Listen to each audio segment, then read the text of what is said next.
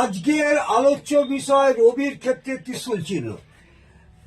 বিগত কয়েকদিন আগে আপনাদের জাল চিহ্ন, বিন্দু চিহ্ন এবং বৃত্ত চিহ্ন এবং ত্রিভুজ চিহ্ন নিয়ে আলোচনা করেছি।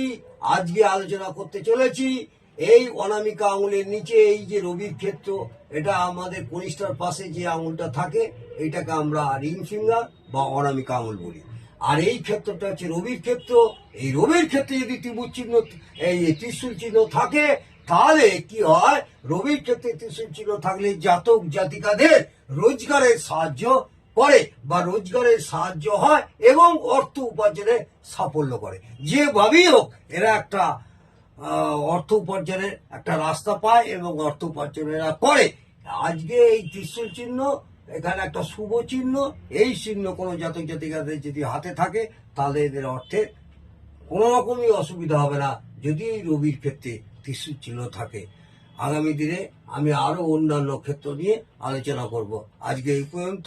ভালো লাগলে অবশ্যই কমেন্টে জানাবেন। এই রবির ক্ষেত্রে ত্রিশূল চিহ্ন নিয়ে আজকে বিস্তারিত আলোচনা করলাম।